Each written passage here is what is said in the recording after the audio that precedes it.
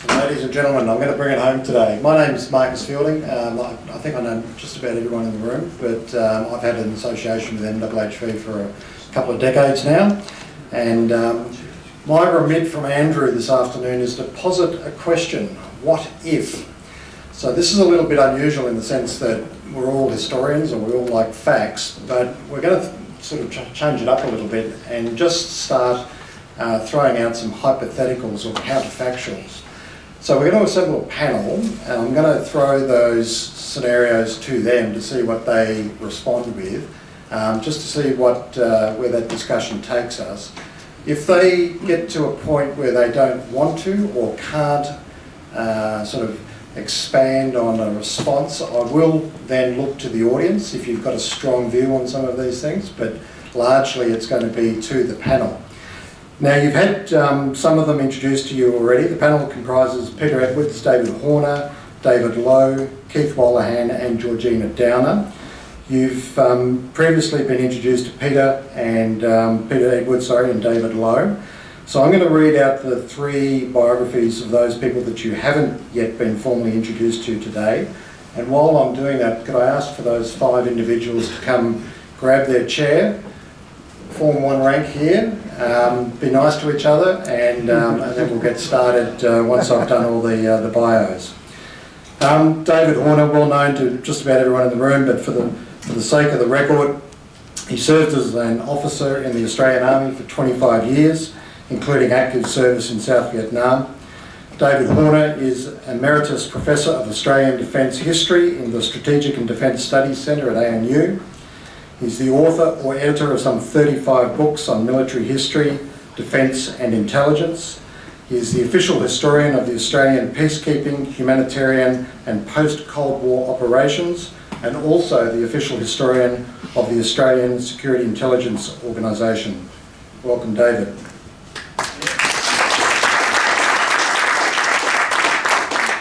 Keith Wolahan was educated at the University of Melbourne in politics and economics, and also Monash University with law. He later completed a Masters of International Relations at the University of Cambridge. After graduating, Keith worked as a lawyer and then served in the Australian Army, completing part-time officer training at Duntroon.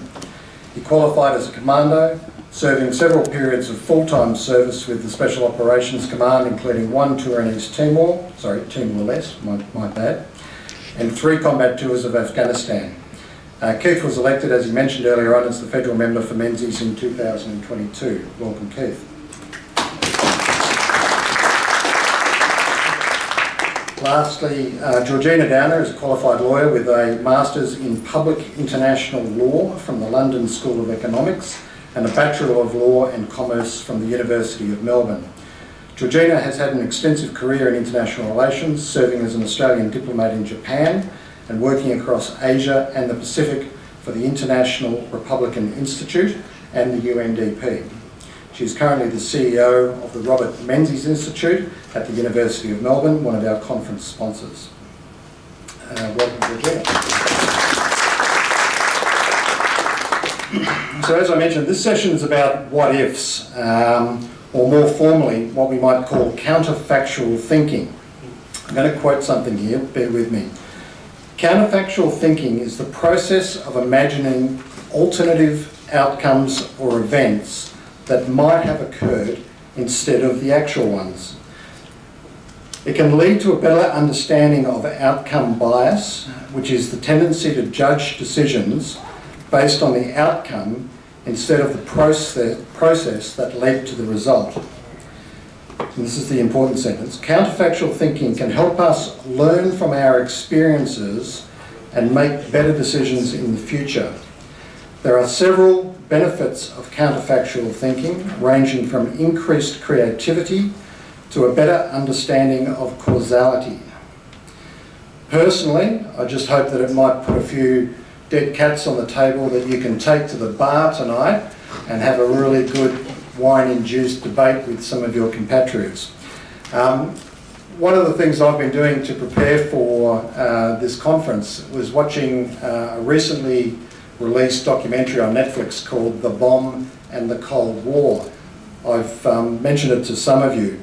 But what it does is doesn't just look at the history of the Cold War in itself, but it does it in the context of what's going on in Ukraine today.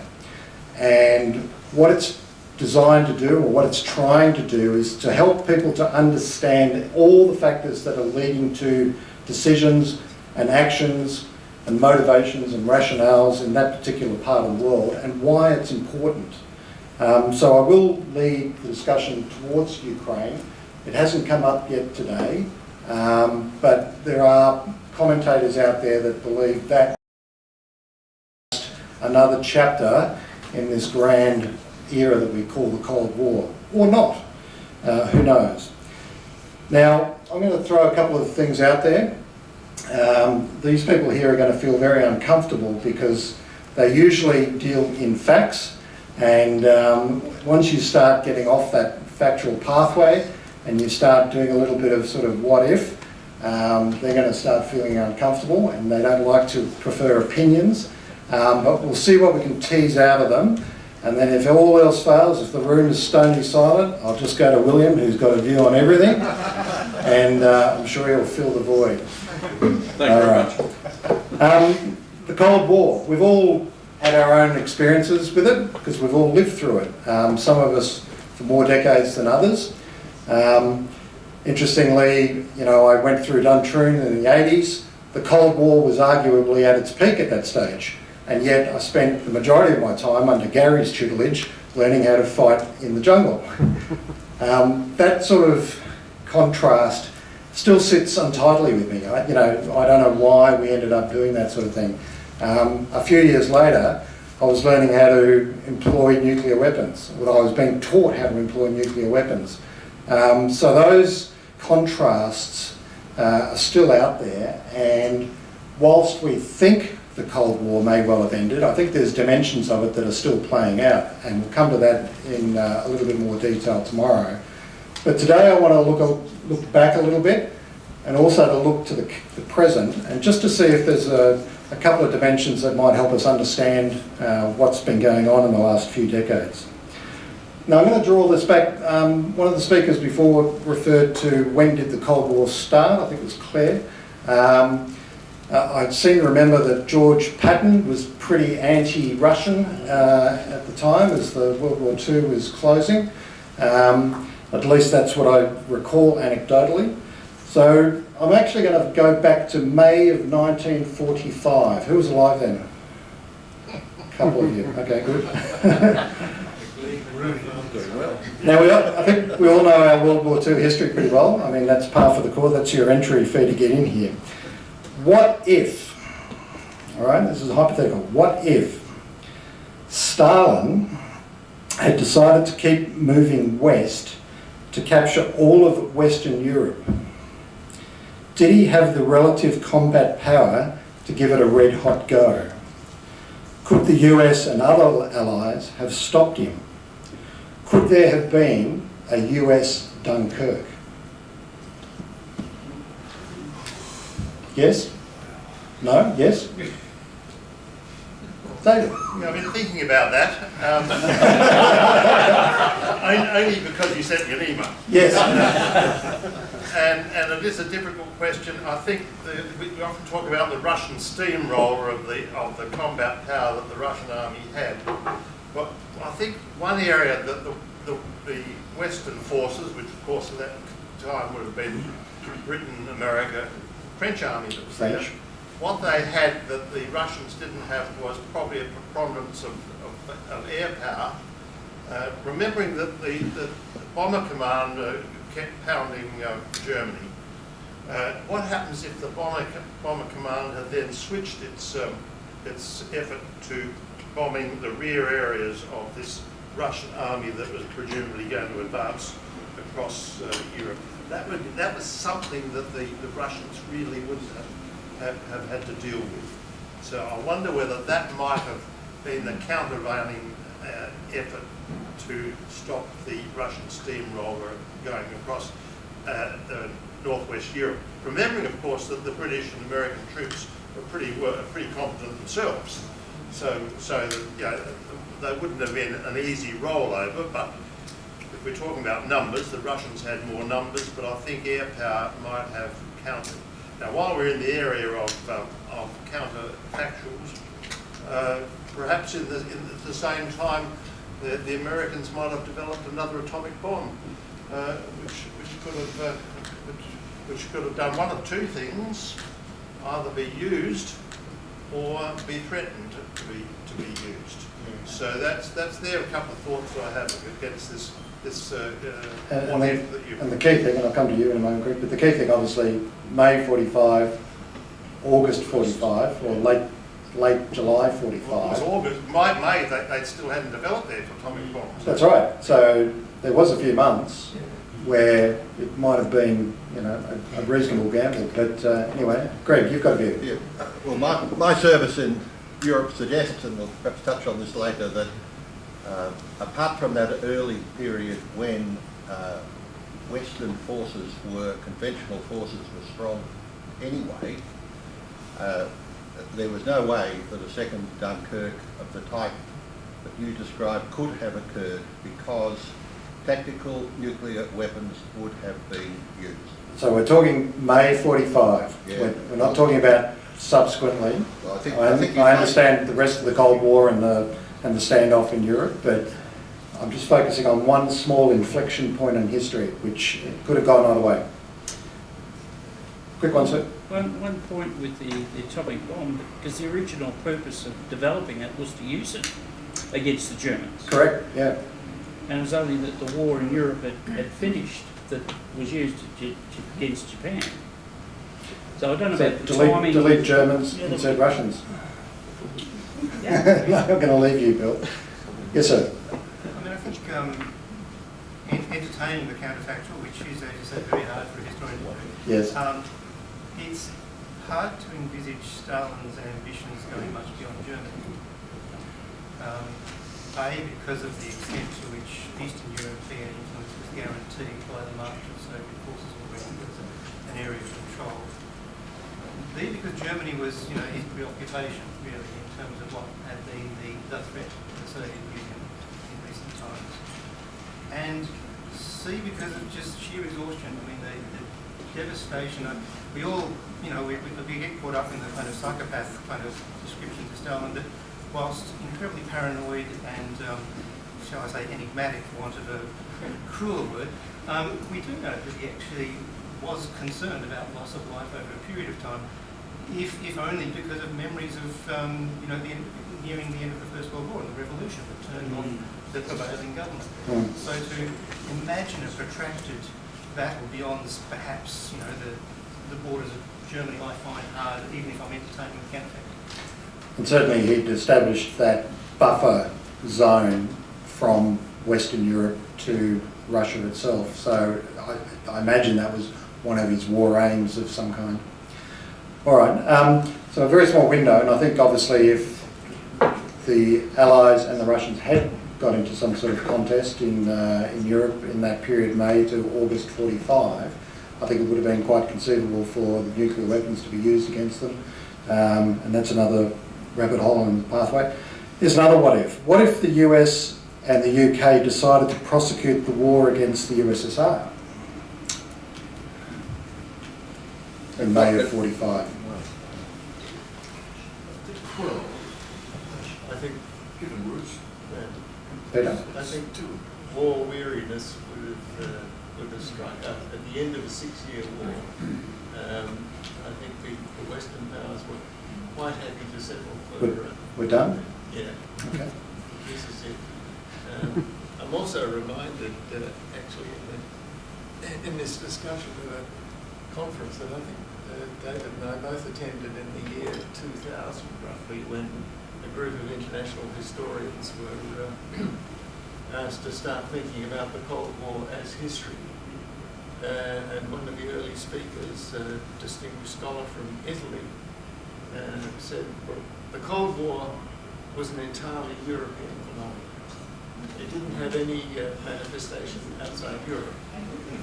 I thought to myself, and I perhaps whispered to David, I think a few million Koreans and Vietnamese might have a slightly Indonesians and Timorese. What it was about was the battle between the Western Bloc and the Soviet Bloc for control of the vacuum that had been left by the defeat of Germany. And I think that's certainly how it started. And I think I don't see Stalin's war aims as going beyond that, remembering that this plays into centuries-old history of antagonism between Germans and Russians, which the Poles, amongst others, have suffered endlessly over the centuries. Tremendously. So I think, and what we saw in the Cold War was, the fighting over the division of Germany, having divided Germany, and then Berlin in the middle of the western part of Berlin in the middle, surrounded by East Germany, etc. That's where it all started, and I think I can't imagine. And the great thing about counterfactuals, of course, is that you can never be proved wrong. But I can't imagine either side wanting to go further than they've gone. They said, this is it. This is as far as we can get. We'll take this. Except for George Patton, of course.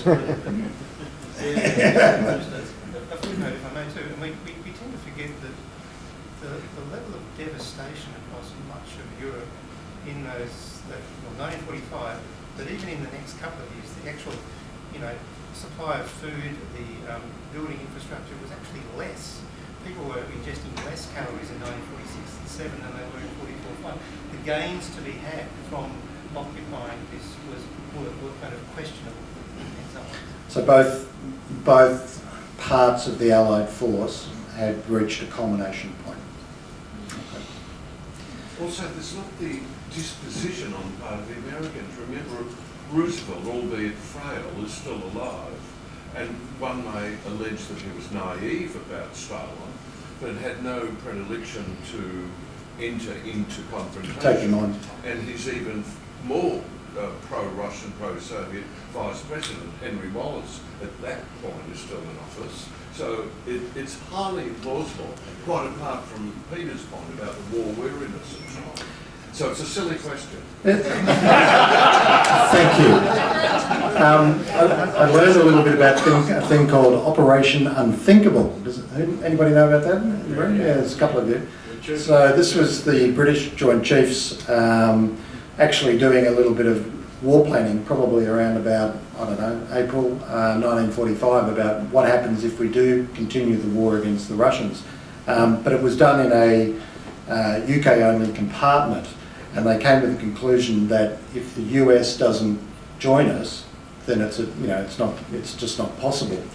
And obviously then, the messaging from the US was, no, we're not going to entertain that idea, despite George S. Patton.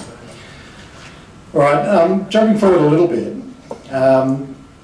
we then saw a couple of decades where a great nuclear and thermonuclear arms race between two players in the main. I'm not quite sure who the third one was, probably the UK and then China, I guess. But we've seen, obviously, in the last few decades, a proliferation of countries with nuclear weapons capability. Now, one of the ideologies that came out of the Cold War was obviously mutually assured destruction, and that's largely between the two main protagonists, the US and the USSR. And I'm just wondering now, again, as a bit of a what if the theory of mutually assured destruction and that deterrence value that it brings doesn't actually exist anymore? Because there's just too many variables and too many players and too many weapons out there with too many different vested interests. We've all, since the Cold War ended, gone like this because we're not going to die in a nuclear attack anymore. But the reality might be that the probability of it happening is actually higher because those control measures just aren't there. Any thoughts on that? Well, I think that's what Putin and Xi Jinping want us to think, that we don't necessarily, the way Western governments will judge the consequences of complete destruction of society, based on the economic consequences, the societal, environmental consequences, that you know, the fact that, say, Putin's willing to risk a whole lot to invade Ukraine, is China necessarily potentially going to risk a whole lot invading Taiwan? They want to create that impression that they might, their set of considerations could be quite different from a Western set of considerations. Whereas we still think in the old Cold War terms, where it's mutually assured destruction. Yeah, we still think that a clean environment is valuable. They are, I think, trying to put out some misinformation that they might not think they're valuable because their national pride is the most valuable thing. So I think your counterfactual is actually what they're intending, the message they're intending to put out there. Okay. I don't actually believe it is the case. All right. Anybody else in the panel? But I am interested. Sorry, I am interested that North Korea is a particular case in the sense that they're saber rattling all the time. But surely he knows that if he started shooting off his... Don't call me Shirley. if he starts shooting off any nuclear weapons to anybody, he is the most vulnerable country to counter it. But I think this is the point, David, that Georgina is making. I mean, you know, the USSR and the US, you know, are rational actors, or they were rational actors. Now, those actors aren't as rational as we Thinking though that however rational we're rational, the leader of North Korea is, he must know that his country, of so many of them, is one of the most vulnerable to an atomic attack, and that I think would stop him using nuclear weapons. Except that North Korea has a border with China, and the reason why the US and its allies in the Vietnam War didn't go into, didn't drop bombs on North Vietnam, or didn't intervene, didn't invade North Vietnam, was not for fear of North Vietnam itself, but Chinese retaliation. The fear of starting World War III against China, which already had nuclear. Except that North Vietnam did not attack mainland United States. I'm saying in North Korea. If North Korea, in some fit of madness, decide they want to send a nuclear rocket over into the United States, what are they going to buy it off there? Keith, sorry, Keith, and then we'll come to you. I think it's absolutely about a game of numbers and probability. The more countries with nuclear weapons and the more nuclear weapons that exist, the greater chance of something happening is there. And there's two aspects to that. One is not just an irrational actor acting against their interests and pulling the temple down on top of them, and that's there and it always has been. But it's also two other factors. One is human error, and it doesn't have to be at the leadership of a nation. It could be one individual man in one silo seeing either by accident or a cyber attack where they see an image of their city being in flames when it's just an AI image. And they then get an order that seems to match what they've been told means I have to now launch. And either by accident or by design, you have one person in error send something off and then there has to be a reaction. The likelihood of that happening is greater than ever. But you're right, I remember in the 80s seeing a news flash on TV and Mum was at the shops and I lived in Dublin at the time. And I thought, oh, that means there's a nuclear war because I'd seen the Twilight Zone. But it was the Challenger space shuttle explosion. And I had a sense of relief. That's what they interrupted Scooby-Doo for. And, but even children at the time in the 80s, that fear was there. That fear is not there now, but on a probability scale, it's way higher. We live in ignorance. Just in support of the idea that despite, people's sort of general opinions, the Soviet Union was generally rational. Right, because after the Cuban business, the missile crisis there, the Politburo, the party, actually gave Khrushchev his marching orders and sacked him because they considered that he'd taken far too many risks. It's good that we've got a Politburo now, isn't it? Oh, we don't. Oh, shit. Yes. We're just going to read Joseph Stalin. Yeah. I mean, I think that the mutually assured destruction logic is still with us in many ways, but you know, one of the great ironies of the 1990s in the wake of the collapse of the Soviet Union and the Cold War ending is it's also the decade in which two great rivals acquire nuclear capacity in South Asia, Pakistan and India. Yes. And that scenario, of course, just changes everything in terms of the potential for a country to emerge with nuclear consequences and all sorts of unknowns around how people respond to them. So, you know, that's very quickly at the end of the Cold War. That's what makes MAD, I think, you know, your counterfactual I'm more on board with, basically, in terms of MAD is still there, but it's also being knocked around rather quickly in terms of the Cold War, in my view. Okay. You want to Correct. add on the table? Yeah, go on. Well, let me just remember, what comes to mind to recall It's got to be a dead cat. about the Cold War and nuclear weapons. It was still cold. The one thing perhaps that's kept us from a hot war is credible deterrence and coercion. We talk quite rightly in the fear of non-rational actors, not too many actors who stay in power over a number of, for a period of time, are suicidal, as opposed to non-rational according to our systems of beliefs. But deterrence does work. It has worked, so long as there's credibility to do with the nation's willingness and ability to impose those sorts of motions. We're all scared of nuclear weapons, and rightly so. All scared of them falling into the hands of non-state or non-rational actors, and rightly so.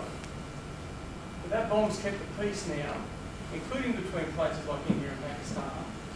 We shouldn't have been so peaceful without it, perhaps. I'm with you, Craig. Love the bomb. That's all right. I don't know if that's a question. Yeah, Let me keep... all the hands. Really? Yeah. No, they're all pointing over here. I'm going to keep it moving along if that's all right. Can I just make an observation? Yeah, quick. Yeah. So it's important when you think about the early decision makers of the Cold War, those who are thinking or have access to strategic nuclear weapons, right? They have a common historical frame of reference that's bandied about constantly in the literature, and that is the July 14 crisis, which is the kind of escalating, you know, uncontrolled surge into war. And that's actually, if you look at a lot of the interesting history of how those decision makers, the Cold War generation, the first generation, have such a formative role, that's often a historical point of reference, along with Munich and other ones. I'm not sure if you think about Asia today, that we have a similar historical common reference point that American policymakers and Chinese policymakers have. So there's a different sense of what escalation dynamics are at play, and that opens up another type of risk. All right. And that's right. Yes, Peter. Just to make us all feel really comfortable and at ease, as the current situation in the Middle East escalates, and Iran is making threats against Israel, and the Israelis have just taken out generals in Damascus. Let us not forget that Israel certainly has nuclear weapons, although it doesn't admit to it, and Iran doesn't. The potential there for some sort of mad escalation or misunderstanding or miscalculation is certainly higher this week than it was last week. So, jumping a little bit further back in history, back in 1994, just as the USSR was tearing itself apart, at one point Ukraine found itself with the third largest nuclear arsenal on the planet. In 1994, Ukraine was a nuclear powered state. It was convinced to give up its nuclear stocks under something under the Budapest Agreement of 1994. They did so very reluctantly, but were given assurances, not guarantees, assurances that they would be looked after. But they weren't allowed to join NATO at the time. So the counterfactual is, the question I would put to you is, if Ukraine had decided not to relinquish its nuclear arsenal, would that have deterred Russia from then invading Crimea? No. No? Who said that? No. Bill, William, Yeah. explain. Good question. Putin has cultivated his ambitions over a long time. It's quite clear. Mhm. There's no appetite, which he's proven, demonstrably no appetite, anywhere in Europe for anyone to put boots on the ground, or armour, anything else. The Americans haven't moved heaven and earth to prop there. Putin's destroyed the country. He's reduced it to rubble. The people in the Ukraine want peace. It's not so different from the Hamas-Israeli government interlocking horns.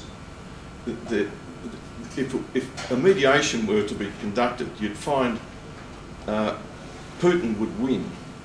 Why would he win? He holds ground. He's on the back door. The people in Russia are mainly behind him. Doesn't matter whether they like being behind him, but they are. No one can beat Russia. The Americans can't beat it. China can't beat it. Don't say the appeasement word, William. No, there's one thing that would end this conflict, and that is for Zelensky Oh, I thought you were going to say Donald Trump. to surrender. to surrender. But he hasn't, and for that I think we could escalate, and I think that's where Putin might, and probably will, obliterate that nuclear power plant. All right. Let's pick that one up over a glass of red wine later, Bill. But going back to 1994, was it a mistake? Well, but that's the question. I mean, the current situation would not exist, surely, if Surely. Ukraine had... Don't call me Shirley. if Ukraine had nuclear weapons. And in fact, they were willing at the time to give up most of them, but not all of them. But they got convinced to give up all of them. So interesting. And we, the West, did that, and now have basically left them to it. We, the West, have granted To a degree. I mean, Obama doing nothing when Russia invaded Georgia in 2008, doing the deal with Iran, empowering Iran.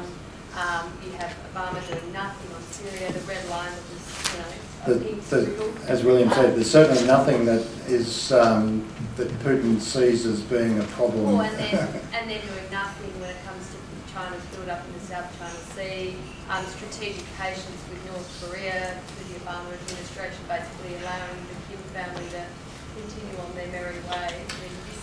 But there is something that we have been doing, Georgia. We have been expanding NATO to the east, and that's been going on for a couple of decades now. What if Russia's present posture really is largely a defensive response to the progressive eastward expansion of NATO? If you were Russia, seeing NATO expand country after country, year after year, would you take that as a threat? At one stage, Putin actually entertained the idea of joining Russia into NATO himself. That's right. So I Did suggest NATO entertain reciprocally? Yes, but the thing is, right, NATO has never actually attacked anyone, right? So I say what Putin's saying is BS propaganda aimed at his own people, right? And so if Ukraine had been allowed to join NATO back then, right, as a quid pro quo, right, for giving up their atomic weapons, right, I don't think this would have happened. Because if he takes on NATO, right, if he invades one of the NATO countries, he has to, like, face the fact he's going to take them all on. And I'm not saying I'm on his side, but from his perspective, those countries that have been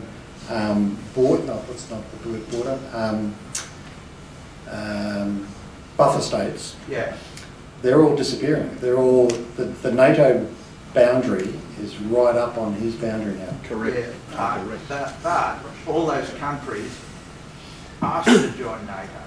Yes. Right? They weren't pressured into it. No. They want protection from Russia. All right, so here's the other question, because I know I've again done some research. What if NATO had agreed to bring Russia into NATO? And that's something that's, I don't know if it's off the table at this That'd stage. put China in its place. There you go. So, in my view, thinking from the other side is really useful. I mean, we tend to never do it because it's impossible to do properly, but we can try. Yeah. Yep, we understand that Russia, the Soviet Union, whatever incarnation it has a deep historical scars about the West enclosing it. Lots of things. The most dangerous, in my view, act of the late Cold War period, perhaps not the early Cold War period, was Star Wars, the Strategic Defence Initiative, because mutually assured destruction only works because there's two swords, no way to stop it. If you have a shield, then suddenly there's no mutually assured destruction anymore, and the possibility of use of nuclear weapons from the other side grows into a real threat. So let's not be partisan about this, or let's look at it from both sides. Only one side ever had a first nuclear strike doctrine, and it wasn't the Soviets throughout the Cold War. What did Star Wars look like from Moscow? It looked like the first strike weapon. All right. Hence the misinterpretation in 1984 with Abel Archer, which goes back to the sections. All right, I've got the bell, so I'm going to just come back a little bit to some of our second session, I think it was. But here's another what if. What if Australia had acquired a nuclear weapons capability in the 50s and 60s? What if we were a nuclear weapons capable power? How would that change our present position? Can I ask someone who's doing just a nuclear power debate right now? Yes. I don't understand the politics of that would have worked. Well, from what I heard this morning, Keith, it looked as though it was almost an active policy within the governments of the day.